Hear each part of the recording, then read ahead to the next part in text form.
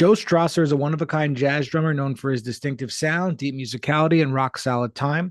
A cornerstone of the New York City jazz scene, his playing can be heard on standout recordings like Up in Smoke and Still Smokin' with Ian Hendrickson-Smith and In Orbit with Planet Jazz.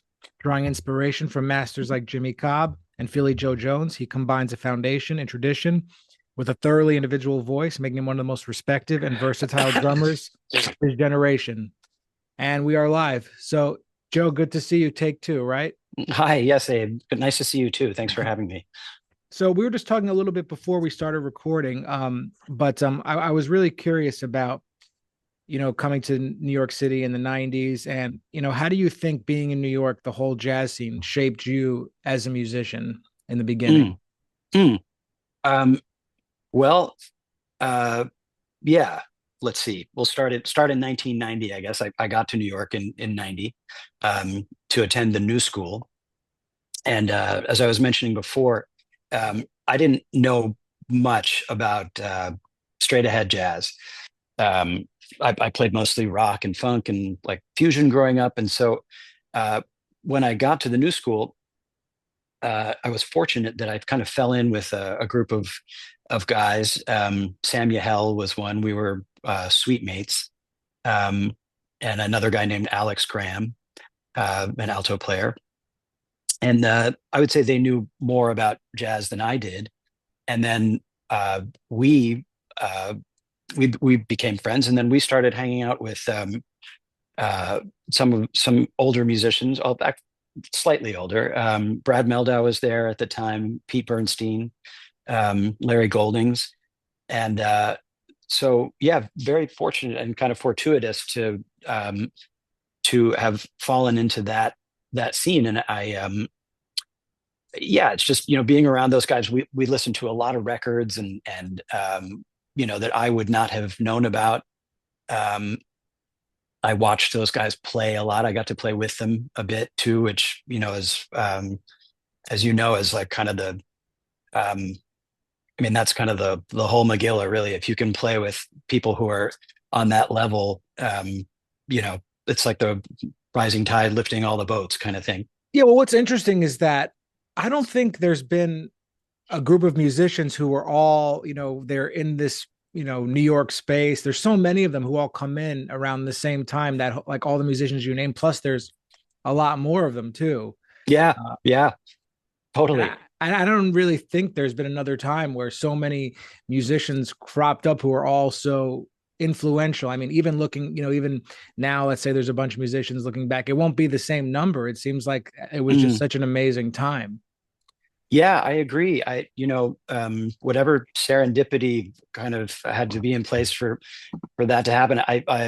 I felt then and feel now very, very fortunate. Probably more in retrospect. It's always, when you're in the midst of something, it's hard to know, you know, how it's going to be viewed later. But yeah, I think that's true. And I was talking to someone about this the other day. Um, I think that one of the other factors then was that, from what I gather, straight ahead jazz took a little bit of a hit in the 70s and 80s in terms of, just not being as popular. I think it's kind of a cyclical thing. And so I think it was late 80s, early 90s when it really came kind of roaring back, and there was this whole Young Lions. Oh yeah, right. Yeah, yeah. I don't know who coined that, but um, um, they ran with that, and so I think, We're talking about for those who aren't familiar, yeah, the Wynton Marsalis and Branford Marsalis, around that, Kenny Kirkland maybe, sure. And yeah, then yeah, and then some Christian guys, McBride. McBride for sure, and then there was a guy named Christopher Holliday, a saxophonist, Roy Hargrove, Right, right. and Joey DeFrancesco, um, Jeff Keezer. The New York Times actually did a piece on this, I remember. So I remember thinking, well, okay, yeah, that's if it's in the New York Times, like, that's this must be pretty standard. But looking back, I mean, it's rare to have the New York Times or any major paper um, devote basically like an art section to this music. So I think it was that, and a lot of that kind of ignited a lot of enthusiasm, young enthusiasm for the music. Um, and so through, I feel like, the new school is like the patient X, and then for me, and then everything kind of sprung from that. I started hanging out quite a bit at Augie's, which is Augie's is turned into Smoke, but uh, Augie's was a um, great place to listen and then play. And it was a it was kind of a divey Columbia bar in the same spot where Smoke is. And Yeah, there's in case people want to, go check this out. There's actually a documentary on YouTube. right, It's like it's a New York City jazz documentary, and there's shots at the Blue Note, and but August is in there with Joe Farnsworth, so people can that's kind of right. go and check this out if they want to see it. It looks nothing like the new venue. No, it's maybe charmingly down market from that, or was. So the deal up there was certain musicians owned a night or nights. So it was great. And Farnsworth, speaking of Joe, was a huge influence and is a huge influence on me. Um, and I became friends with him and also studied with him a bit. Um, and he was invaluable for just pulling my coat to not only drum related stuff, but just music in general and records I hadn't heard of.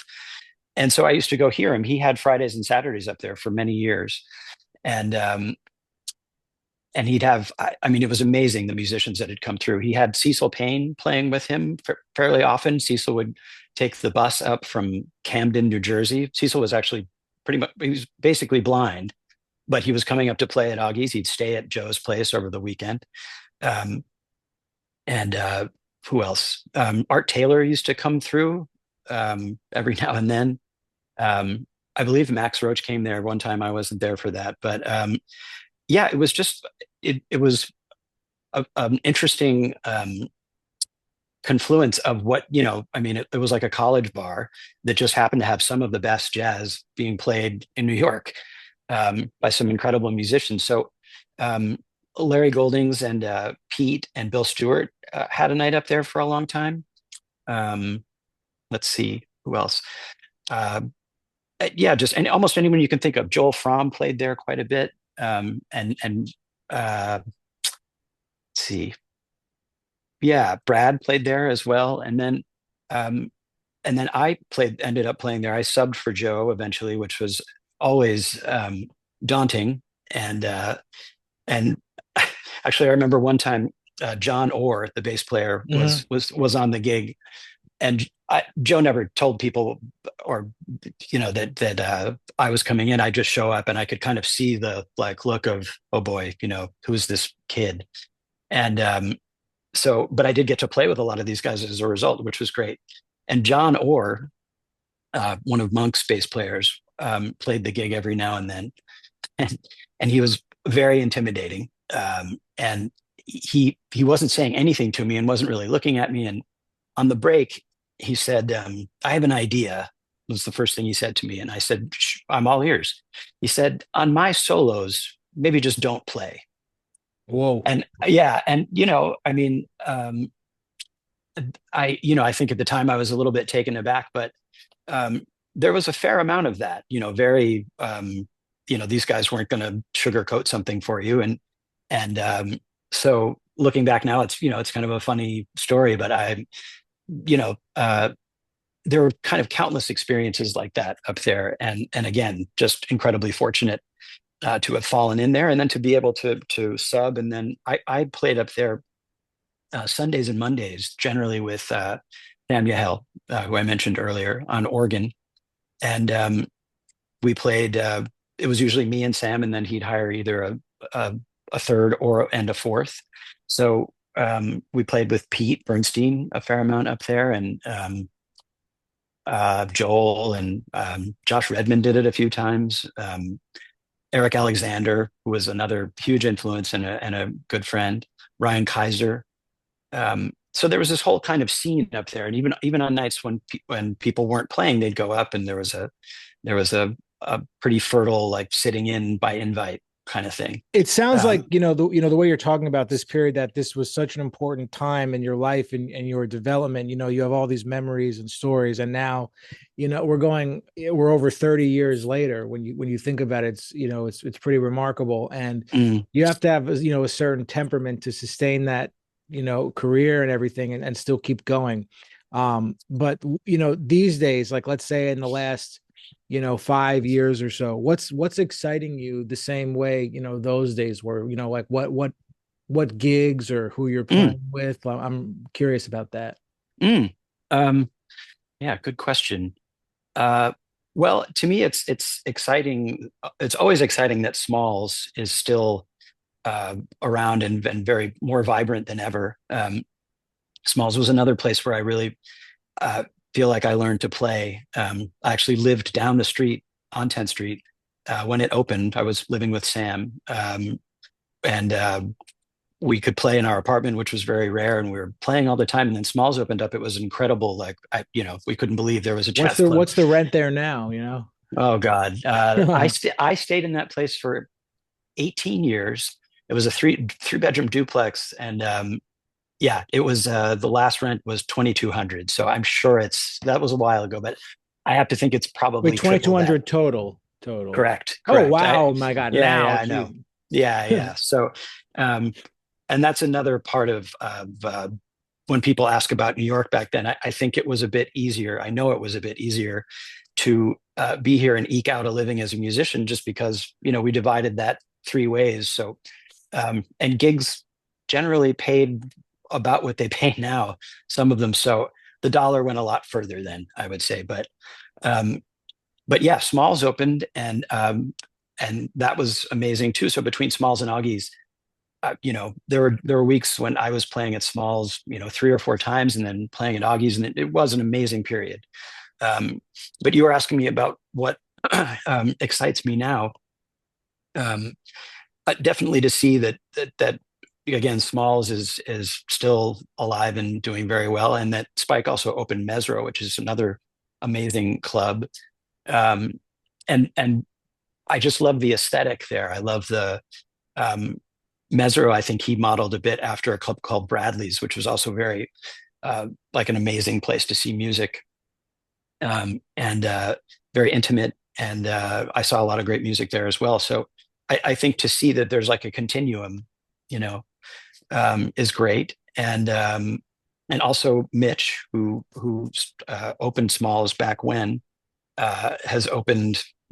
Everyone knows this, but Ornithology and Cafe Ornithology out in Brooklyn, and that's very exciting too because I find when I play at those places, first of all, I'm probably twice everyone's age, but it's great to see a lot of mostly young people out to hear music. It reminds me of my days at Augie's when I was that age, um, and yeah, I just to see a lot of the younger musicians. I mean, there are so many really talented and very well versed young musicians. Yeah, it's interesting you say like you're older now. I'm a little older. I'm almost 38, but and like last night I did a gig and there was a jam session, and there were a bunch of other people who played guitar like me, and and some, it's very obvious that some of them were younger than me, but it's like you still feel exactly always the same. I don't know what that. I Yeah, don't know. It's but you're thinking about the age thing, but it's a little unusual even when you get just a little bit older. yeah, for sure. And I think it's probably mostly self perception. Sure. Oh yeah, it's all I self-perception. yeah, yeah, but yeah, it's. I would say that is very exciting to me.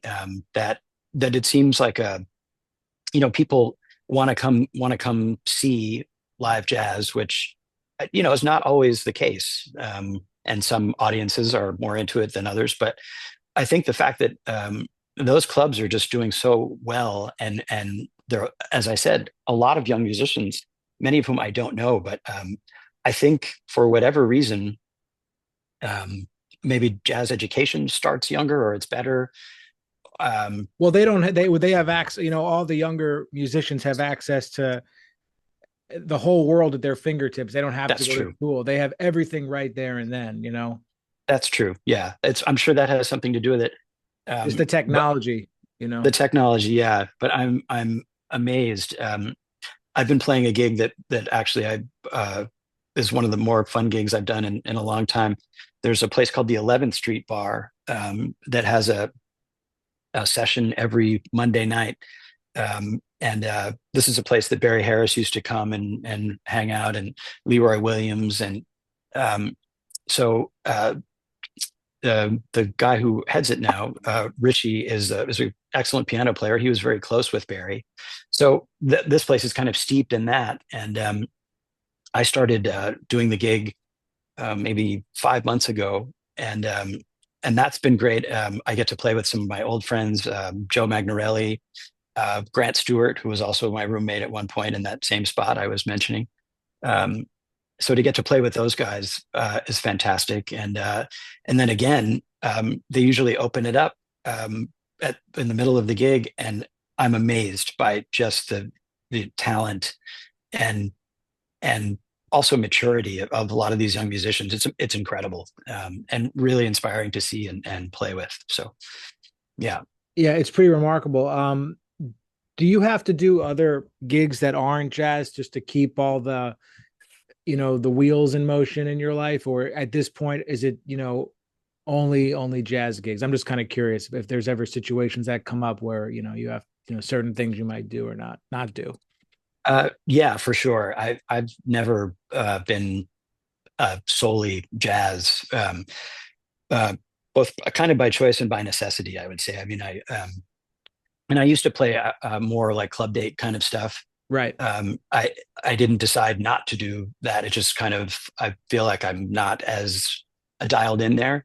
Um, so about 18 years ago, I got my real estate license. So I've been doing that um, kind of part-time-ish. But between the two, it's kind of enabled me, I think, to continue to play the gigs I want to play. No, that You know. we'll talk off when we're not recording. I'll tell you some interesting stuff. This is Oh, like, cool. yeah, but Yeah. I love hearing this stuff because, like, let's just be honest here. You know, there's going to be young jazz drummers who listen to this podcast that look up to you, and they're going to be like, they want to be doing the gigs you're doing, and they put you on such a pedestal because you're such a great player, and then you're telling me like on this podcast that you have other things you do to keep the wheels in motion. I think that, but I think that's great. Like to you know, because I feel like certain musicians might hide things like that. You know. Mm. Yeah, well, I mean, to be honest, when I first made the decision, this was this was around the time that I was leaving that rent stabilized apartment, so that factored in. I knew that wherever I landed next was not going to be that sweet a deal. But I was also 35. I was in my 20s and early 30s. I really didn't mind just kind of scraping by, but I started to think, it might be nice to not have to worry as much rather. Um, so initially I was kind of opposed to the idea and thought, I should be able to just do what I want to do. And, but I'm actually fine with it. And it's brought, well, first of all, I don't have to take every gig, which is nice. Like, I mean, if it's a gig I don't really want to do, but it pays well, I can kind of weigh that. Um, and yeah, it's actually been of all the things to do as a side gig. It's been actually very good for me, I think. Oh no, absolutely, and Yeah. it's just good to have. I mean, I think it's good to have like sort of a yin and yang in your life in that way. Something you do creatively, and also something you do just you to pay the bills and have Yep. your and keep your standard of living where you like it. Yeah, I agree. And there's all sorts of stuff to be learned from outside of the jazz world. So, but yeah, it definitely brought a certain level of comfort, I guess. I mean, just just not having to rely on gigs, which Do again, you when I think was, that I'm sorry to no, it's interrupt okay. you. No, go ahead. Yeah. Do you think other musicians not, I mean, maybe some of them who are really, great players might look at that almost with contempt in a way. And I'm not, it could be maybe there's jealousy there because of Mm. but I mean, like we're just having a real conversation here. Yeah, yeah. Or I might even look at that like, oh, he's not, he does something else. So he's not, and you're not that at all. I'm just saying like there are No, no, I hear musicians you. who might be like that. Um, well, I can certainly imagine that. And like I said in the beginning, I kind of went kicking and screaming. And I remember I took like half the real estate course and just thought, you know what, this doesn't sound interesting to me at all, and I should just be able to play what I want to play. So I had kind of a false start, and then I went back and uh, I think maybe a year later, and my perspective had just changed a bit. But Yeah. yeah, I'm sure to your point, there are people who feel like, And to, you can't ever do that. And, but Well, I mean, um, that's at least the dream I got sold as a product of the music school and master's degree program. But I mean, like I woke up from that. But let's just say, like we're having this conversation now. Um, Lee Morgan worked as a janitor part time. mm, McCoy Tyner worked in a parking garage. That people don't know that. What's it called? yeah, I didn't know that. Yeah. What's it, I'm looking at, I have a whole list on my phone because I was actually, reading about this. Yeah, but there's lots of others. Yeah. In terms of, when the when the things get hard, you have to keep everything working for your family. Well, yeah, and I guess that also puts some perspective on it as well. I mean, you mentioned McCoy and Lee, and those are some of the greats Oh yeah, Wes of the Montgomery. music. He worked Wes Oh Montgomery. yeah, He worked full time in a factory. right. And he had to practice softly at night. Isn't that the thing with his thumb or something like Yeah. that? Charles Um, Mingus worked in a mailroom as a clerk. I have the list in front of me. This is just to share with the audience. yeah, yeah, yeah. So, Vernel Fournier, who I was fortunate to study with a bit at the New School, drove a cab. I know. So I mean, for me to say, why do I have to do this given the number of amazing musicians who've done it before me? Yeah, doesn't really make much sense. well, So let's just leave that list with yeah, them like that. We just, to yes, the audience yeah, who's listening. But it's just all about spreading, the awareness because sure, yeah, we're so passionate about being jazz artists. sure, yeah, Um, completely. I also, wanted to, to talk to you, about just how things have changed in your perspective because you said the gigs still pay about the same everything, and there is there is inflation going on. Are there certain places or festivals you think that the money has gone up in that way? You've seen like certain places actually grow with the times. I was being maybe a bit hyperbolic there. Um, I guess the joke even back then was talking to old in the 90s, talking to older musicians was that uh, gigs in the early 60s and 70s paid like 50 to $100, and at that time your rent could be like a couple $100, you'd make your nut in two gigs. So no, there's certainly gigs now that pay a bit more and have adjusted. And I have great sympathy too for or empathy rather with club owners. Oh yeah, I absolutely. mean, like, it's a very difficult nut to crack. And I think never having run one, obviously, but I know Spike well and Ian Hendrickson-Smith, who owns Uncle Chief's. I mean, the amount of moving parts and the expenses that people have no idea about is huge. And so yeah, I just think it's funny because there are still gigs out there that pay, $100, and Smalls paid $100 in 1994. So, but not all of them. Obviously, some have adjusted, and Yeah.